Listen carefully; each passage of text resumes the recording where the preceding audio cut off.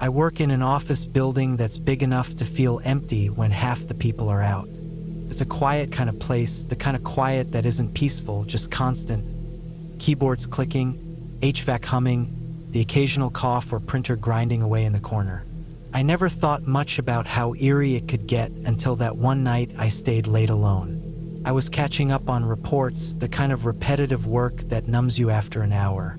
The overhead lights made everything look washed out, too bright in some spots and shadowed in others, like the corners were never fully lit no matter how many bulbs were up there.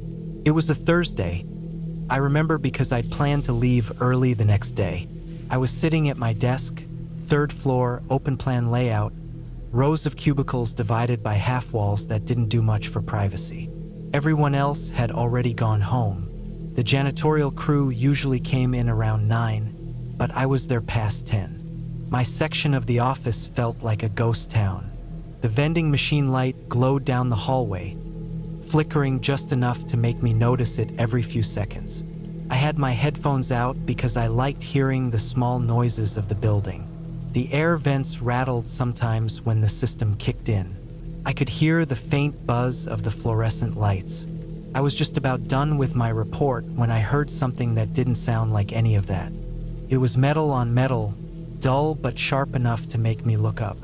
It sounded like a filing cabinet drawer being slammed, but not hard, like someone trying not to make noise. I thought maybe security was doing a walkthrough. They sometimes checked each floor late at night. I waited, listening for footsteps, but didn't hear any. The noise came again a few minutes later, closer this time. A dragging sound followed, something heavy sliding along the carpet. It was faint, slow, and uneven, like someone was moving a chair but couldn't lift it properly. I got up and walked to the end of the cubicle row.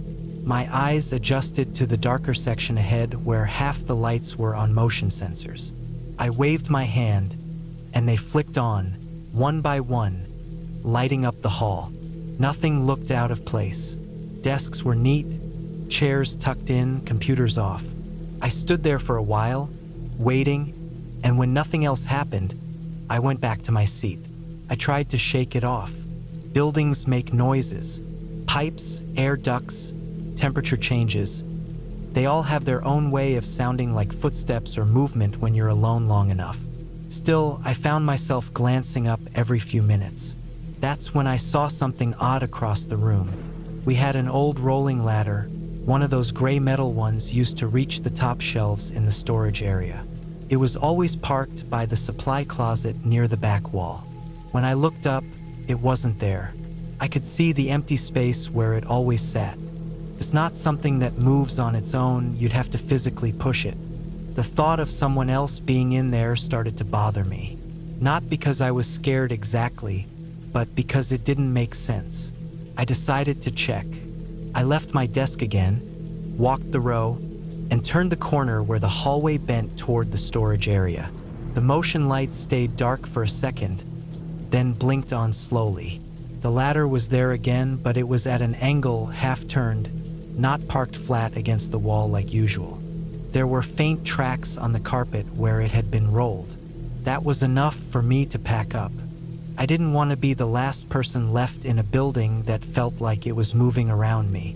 I shut down my computer, shoved my stuff into my bag, and grabbed my coat. When I stood up, I caught a flicker of something through the frosted glass panel that separated my section from the hallway. Movement, like a shadow crossing in front of one of the exit lights. I froze for a second, my hands still on my chair. I didn't hear footsteps, just that low mechanical hum from the vents again. My first thought was that it had to be the janitor, but the janitors usually wore headphones, pushing carts that squeaked and rattled, and I didn't hear any of that. I walked toward the exit quietly, trying not to think too much. As I passed the break room, I noticed the refrigerator light flicker through the window in the door. It looked like the door had just been opened and shut. I stepped closer and looked inside through the glass. The door was closed, and the break room was empty.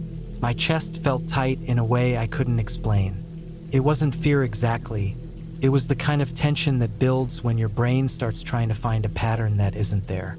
I reached for the exit door, swiped my badge, and heard the lock click open. When I stepped into the hallway, the sound that came from behind me was so sharp and sudden it made me jump. It was the unmistakable crash of something falling, metal hitting tile, echoing hard. I turned around and saw the rolling ladder again, this time on its side near the break room entrance. It had been upright a few minutes earlier. That thing was heavy. You couldn't tip it without effort. My pulse was pounding, but I forced myself to check just to prove to myself it wasn't anything strange. I walked over, bent down, and saw that the rubber wheel on one side had snapped. It must have shifted slightly, maybe from vibration or air pressure changes, and the brake made it topple over. That explanation made enough sense for me to calm down a little. I stood there a moment longer, listening to the sound of the air vent kicking on again, then turned and left the office for the night. The next morning when I came in, yellow caution tape was strung across the hallway near the storage room. A group of people were standing around whispering.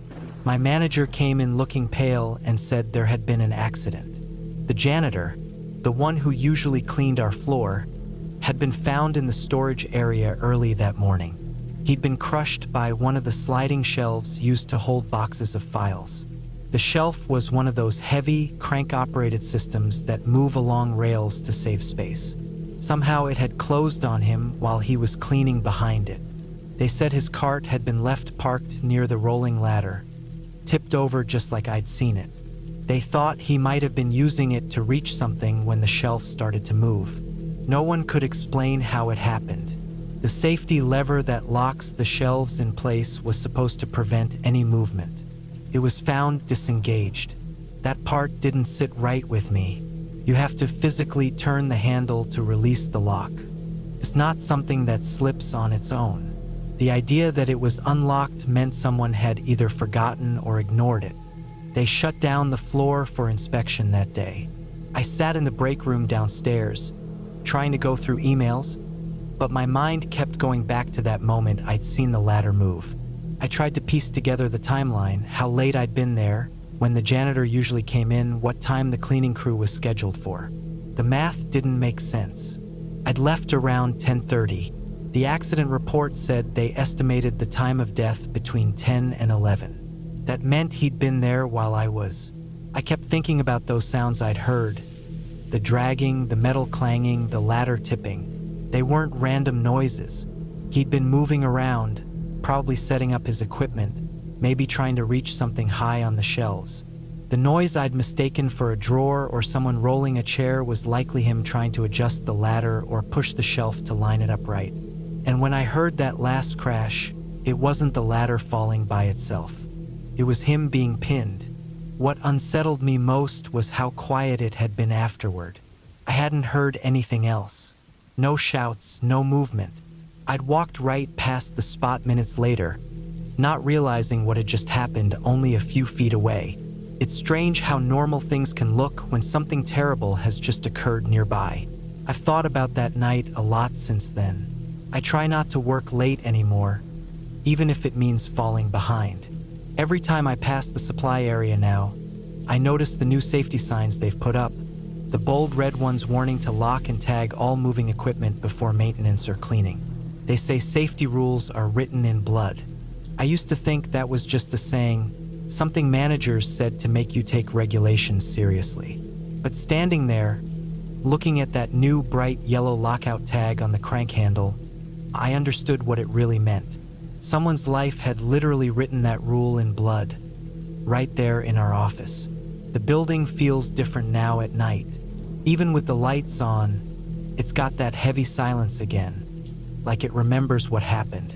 I still catch myself glancing at that corner where the ladder used to sit. It's gone now, replaced with a new one, but the carpet still shows faint marks where the old one rolled. And sometimes, when the air system kicks in and the vents rattle, it sounds just enough like movement to make my stomach tighten. I don't think I'll ever stay late again. I work the night shift in an office building that's mostly empty after 6 p.m. It's not a big place. 3 floors, mostly cubicles and small conference rooms, a break room, and a maintenance area in the back. I'm a data entry worker, one of the few who volunteered for nights because the pay was a little higher and there were fewer distractions. Most nights were the same: quiet, slow, and uneventful. Just me, the hum of the fluorescent lights, and the sound of the building's ventilation system pushing stale air through the vents. First, I liked it. There was something peaceful about being the only person in a big office. I could move around freely, play music quietly from my phone, take my breaks whenever I wanted. But over time, that quiet started to feel strange. It wasn't the type of silence you get at home. This was heavier. You could hear every creak, every buzz, every faint noise echoing through the empty hallways. The building was old, and when it settled, the walls made sounds that seemed almost deliberate. One of my routines was walking through the office around midnight to stretch my legs. I'd refill my water bottle, check the printers, maybe grab a snack from the vending machine near the stairwell. It was a habit that helped break up the monotony of the night. But there was one night where that simple walk changed everything. It was around 12:30 when I decided to take my usual lap. I remember feeling a bit off that night, tired, maybe from staring at spreadsheets too long. My eyes were dry, my back hurt from the chair, and the air in the office felt unusually warm. The building's HVAC system wasn't working right that week, so parts of the floor felt stuffy while others were freezing. I walked down the hallway that led to the far side of the building, near the storage room and maintenance closet. That area always felt different. The carpet was older, the lights dimmer, and the smell stronger, like dust and cleaning chemicals. The company stored old computers and files down there, things nobody had used in years. I usually didn't linger there long. That night, as I walked past the storage room, I noticed the door was slightly open. It wasn't wide, just enough that I could see a sliver of darkness through the gap. It struck me because those doors were always kept shut. The janitors usually locked them after finishing up for the night. I stopped, stared for a moment, and told myself maybe the cleaning crew forgot to close it all the way. I didn't think much of it, so I nudged it with my hand and pulled it closed. When I started walking back toward my desk, I heard it. A faint metallic clank came from behind me, from the direction of that same door I just closed. I froze and listened. It wasn't loud, but it was distinct, like something small had fallen onto the concrete floor inside. I waited for another sound, but nothing came. After a few seconds, I shrugged it off and kept walking. For the rest of the night, though, I couldn't shake the feeling that something was off. Every time the air vents kicked on or a light flickered, it made me flinch. The office suddenly felt larger, emptier. I went back to my desk and tried to focus on work, but I found myself glancing down that hallway every so often, half expecting to see the storage room door open again. When my shift ended at 3 a.m., I shut down my computer and got ready to leave. The office was silent except for the faint buzz of the vending machine. I grabbed my bag, turned off the lights near my desk, and started heading toward the exit. The hallways always felt longer at night. The lights hummed overhead, casting that pale glow that made everything look faded and lifeless. As I passed the same storage room again, I noticed the door was open, this time wider. Not all the way, but wide enough that I could see inside. The motion sensor light in the room was on, casting a dim yellow glow across the floor. I stopped. The light only came on if something moved inside. I stood there for a long moment, staring. My heart started beating faster, but I told myself there had to be a reasonable explanation. Maybe a mouse, or maybe the janitor came back in. Still, it was strange. I didn't want to go in, but curiosity got the better of me. I stepped closer, leaned in, and looked around the edge of the doorway. The room was small and cluttered with shelves and old boxes. A few broken monitors, stacks of papers, and metal filing cabinets lined the walls. Nothing seemed out of place, but something about it felt wrong. The air was thicker in there, stale and warm. There was a faint smell, not strong but noticeable. It wasn't cleaning chemicals this time. It was something organic, like old food or damp wood. I scanned the floor, looking for what could have triggered the light. That's when I saw it, a wrench lying near one of the cabinets. It must have been what made the metallic noise earlier. It didn't seem important at first, but when I looked closer, I noticed something else. The wrench had a smear on it, dark, almost brown, running along the handle.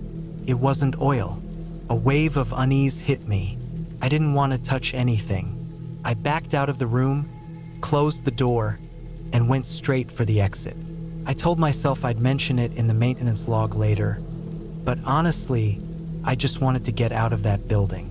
The next night, when I came back for my shift, the building felt different. There were yellow caution signs and tape near that hallway. A few people from the day shift were still hanging around even though it was late. I asked one of them what was going on, but he just said something happened in the storage area and left it at that. Later, during the night, the supervisor left a memo on the break room board. It said the storage area was temporarily closed due to a maintenance safety issue. That was all it said. Nothing more. It wasn't until a few days later that I overheard a couple of day shift workers talking near the coffee machine. They said one of the janitors had gone missing. Apparently, he'd been scheduled that same night I'd first seen the door open, but never clocked out.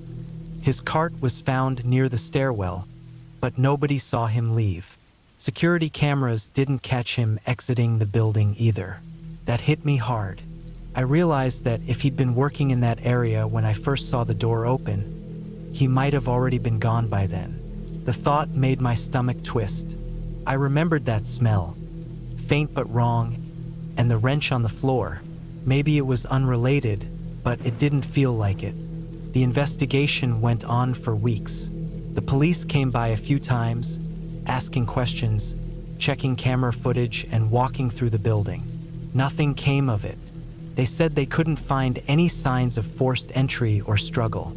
The company didn't talk much about it after that. Eventually, the caution tape came down, the door was locked permanently, and everyone pretended it never happened. But I still think about it, especially when I work late and the building gets quiet again. Every sound feels sharper now, every flicker of light a little more noticeable. I stopped taking my midnight walks altogether. I stay at my desk until my shift ends, and I don't go near that hallway anymore. Sometimes, though, when I'm leaving at the end of the night, I glance down toward where the storage room is, or was. The door's been sealed off with new drywall now, but I can still picture where it used to be. And every once in a while, when the air in the office is completely still, I swear I hear a faint metallic clank echo from that end of the building. Just one quick sound, like something small hitting the floor. I tell myself it's the pipes or the vents. I keep walking and don't look back, but I can't shake the feeling that something's still down there, behind that new wall in the dark.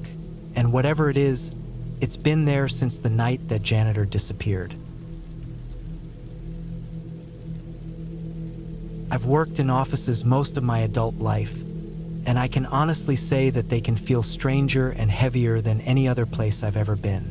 People think of office jobs as safe, just desks, computers, coffee, and fluorescent lights, but there's something unnatural about spending 10 hours a day in the same building, breathing the same recycled air, surrounded by the same hum of printers, fans, and lights. The longer you stay in one place like that, the more you start noticing the small things that aren't right. That's what happened to me during my last job. I worked in the maintenance department for a manufacturing company, but my main area was the office floor. My job was to do everything from replacing ceiling tiles to checking electrical outlets, cleaning filters, and keeping the air conditioning units running. The place was big, 3 floors of offices, conference rooms, cubicles, and storage spaces that hadn't been properly cleaned in years. You could walk from one end to the other and not see a single person after 6 p.m., even though the lights stayed on all night. I always volunteered for the late shifts. It was quieter, and I didn't have to deal with people asking questions or trying to tell me how to do my job. My work was simple but steady. Replace a light, fix a leaky pipe, check the circuit breakers, clean a vent. But the longer I worked there, the more uneasy I started feeling during those quiet hours. It started one night when I was working on the second floor.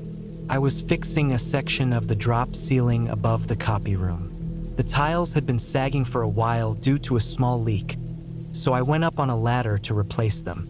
When I pushed one of the old panels out of place, a wave of stale, warm air hit my face. It smelled like dust and something else, something sour and metallic. I tried not to think about it and replaced the panel, but when I climbed down and looked around, I saw that a small puddle had formed under the air duct. It was dark brown like old water, but it didn't look like a leak. I wiped it with a rag, and it came up sticky. That alone should have been enough for me to report it, but I didn't. The office was full of weird stains and leaky vents. I cleaned it up and moved on to my next task. About a week later, the smell came back. I was in the same hallway, this time replacing a broken light fixture, and when I opened the ceiling again, I noticed the air seemed heavier. There was condensation on the duct, even though the system wasn't running. I climbed higher and shined my flashlight through the space, and for a moment, I thought I saw something dark smeared along the inside of the metal. It looked almost like rust, but it was too fresh, too dark. I didn't get close enough to check. I just sealed everything back up. I started noticing other strange things after that. Sometimes, when I came in early, I'd find my tools misplaced. I kept them in a locked cabinet near the break room, and only I and my supervisor had access. Wrenches would be left out, screwdrivers missing, and my electrical gloves once ended up halfway down the hall, laid neatly on the floor. At first, I thought it was someone messing with me. Maintenance guys are always the butt of jokes in offices. But when I mentioned it, nobody admitted to being there after hours. Then there were the noises. The office building was old, so it creaked a lot. But I started hearing things that didn't sound like pipes or settling wood. When I stayed late, I could sometimes hear footsteps on the third floor above me, even though I knew no one else was there. Once, while checking the boiler room, I heard something metallic slam hard, like a toolbox hitting the ground. But when I checked, everything was where I left it. Around that time, the company brought in a new safety manager. He started making rounds, checking equipment, reviewing maintenance logs. One morning, he pulled me aside and asked about the air system. Apparently, someone had been complaining about a strange smell coming from the vents on the second floor. I told him I'd already been up there and hadn't found anything serious, but he wanted it documented, so I promised to take another look that night. That night was one of the longest I've ever had. I started my shift at 6 p.m. after most people had gone home. The building was nearly silent except for the soft hum of the ventilation system and the occasional sound of doors clicking shut as the air pressure shifted. I brought my ladder, flashlight, and a box of replacement filters. When I climbed up near the same vent as before, the smell hit me again, stronger this time and sharper. I pulled down the vent cover and reached inside. My fingers brushed something soft and damp. For a second, I froze, thinking maybe it was insulation or a piece of fabric that had been sucked in. But when I pulled my hand back, there was something dark smeared across my glove. I climbed down, wiped it on a rag, and saw that it was a deep reddish-brown color. It looked like dried blood. I remember standing there for a while, trying to make sense of it. There was no reason for blood to be in the vents. Maybe an animal got stuck and died. That's what I told myself. I grabbed my flashlight and climbed back up, shining it deep into the duct. At first, I didn't see anything. Then, a few feet in, I saw what looked like a bundle of cloth pressed against the side of the duct. I couldn't reach it from where I was, so I climbed down again, got a pole, and tried to pull it toward me. Took a few tries, but it finally shifted, and when it rolled into view, I realized it wasn't cloth at all. It was a work glove. A company-issued maintenance glove, identical to the ones I used. The fingertips were torn, and there were small smears of dark brown on the wrist. I didn't sleep much after that.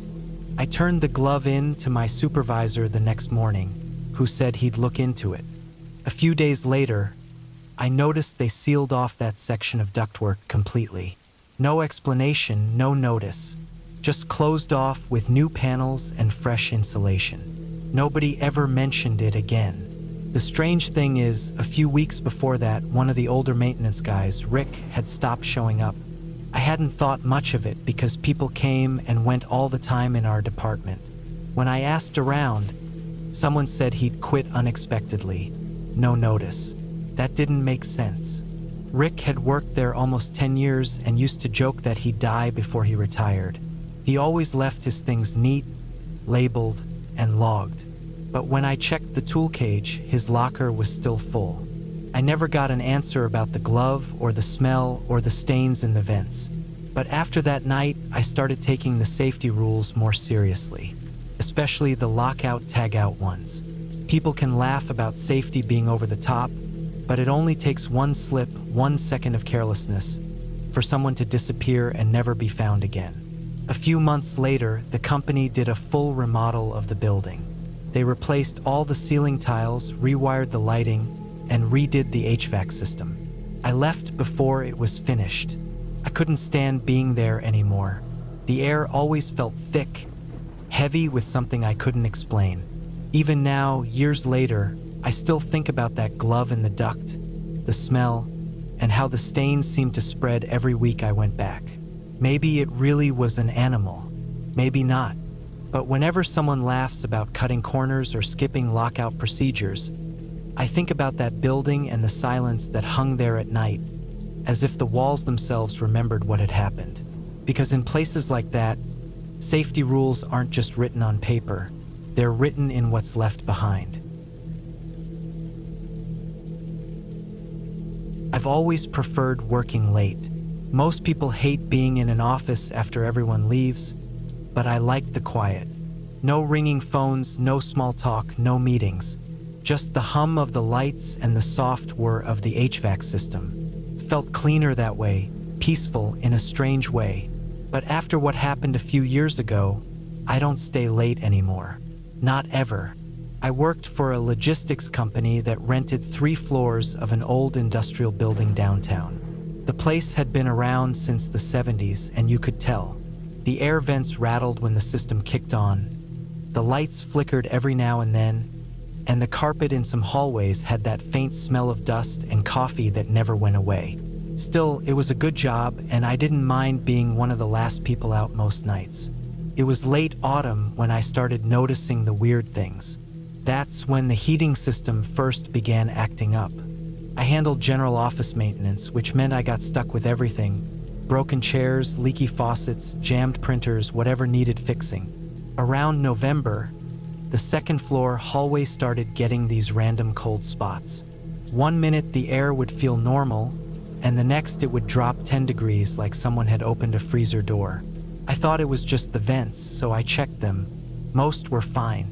The filters were dirty, but nothing unusual. Then came the smell.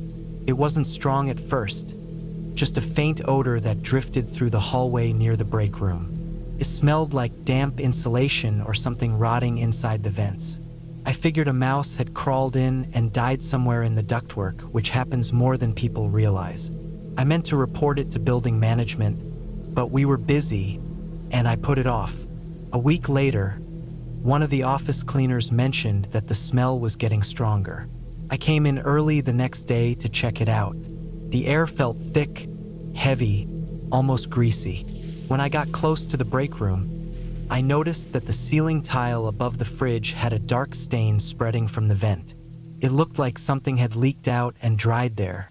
I grabbed a ladder and pulled the tile down. The air that came out was hot and stale. It hit my face hard, carrying a sour, metallic smell that made my stomach turn. I shined my flashlight into the duct and saw something wedged against the metal just a few feet in. It was dark and crusted over, but I couldn't tell what it was. I didn't want to stick my hand in, so I used a wire coat hanger to pull it closer. When it finally came loose, I realized it was a bird, at least what was left of one. It had probably flown in from the roof vent and gotten stuck in there.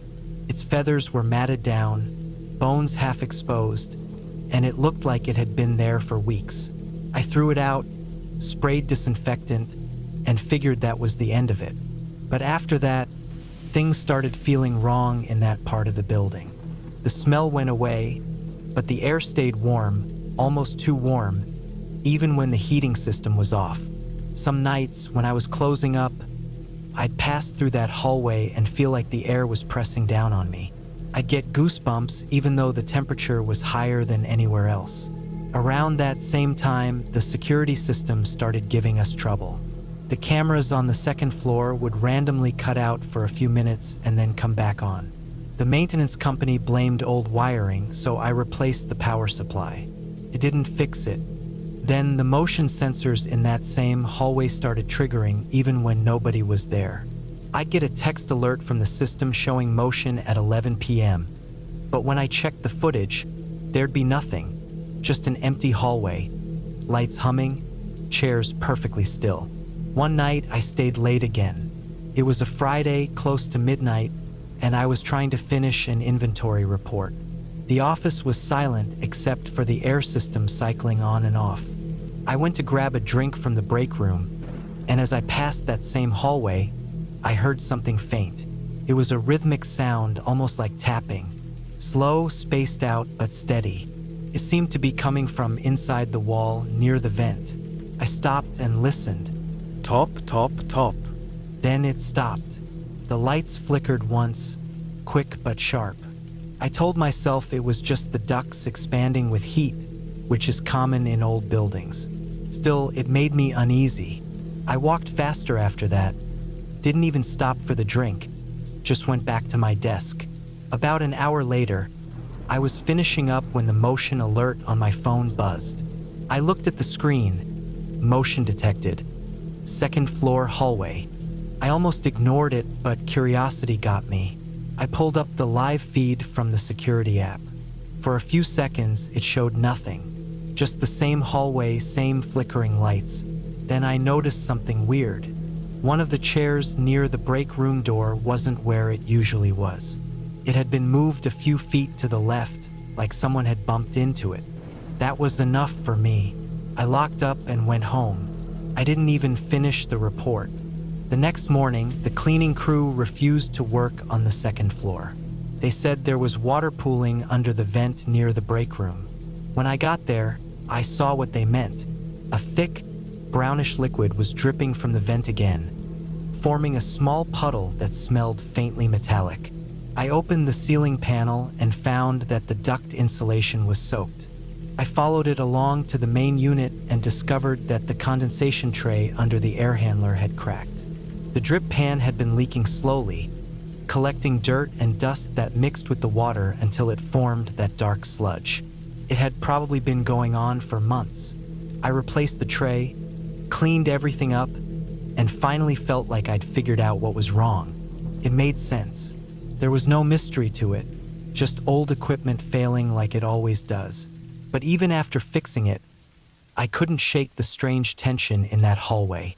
A week later, a power surge took out half the lights on that floor. I came in on a Sunday to reset the breakers and check for damage. The building was empty, quiet except for the faint hum of the emergency lights.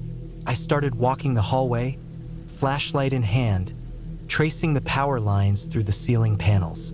When I reached the section near the break room, my light caught something that made me stop. The drywall above the vent was bulging slightly, like something behind it was pressing out.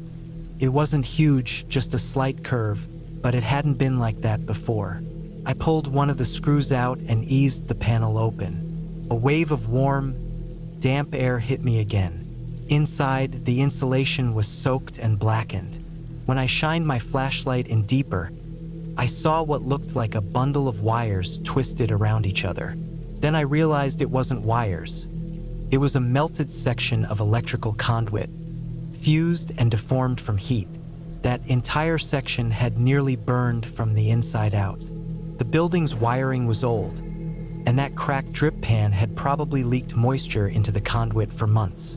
Over time, the corrosion must have built up until it started shorting out and heating the metal. I checked the data later and found that the power surge had been from that exact spot. If it had gone unnoticed another few weeks, it could have started a fire right there in the wall. That explained everything: the flickering lights, the warm air, even the smell. It wasn't anything supernatural or strange. It was just slow, silent damage spreading through the building until it nearly became something much worse. When the repair crew came in to replace the wiring, they told me the insulation was scorched nearly black. One of them mentioned that the temperature inside the duct must have reached several hundred degrees before the breaker finally tripped. If it hadn't, the flames would have spread through the vents in minutes. After that, I stopped staying late. I realized how close I'd been to being there when it all went up. There was no noise, no smoke alarm, no warning. Just a slow, steady failure hidden behind the walls. Now, whenever I'm in an office and the lights flicker or the air smells off, I can't help but think about that night. How easy it is to ignore the little things, the smell, the heat, the noise, until it's too late. Everyone talks about fires starting suddenly, but they don't. They build quietly, hour by hour, wire by wire, until something finally gives. That's what stuck with me most. It wasn't fear of ghosts or anything I couldn't explain. It was how real it all was. How something so ordinary, so simple, could have killed me without a sound.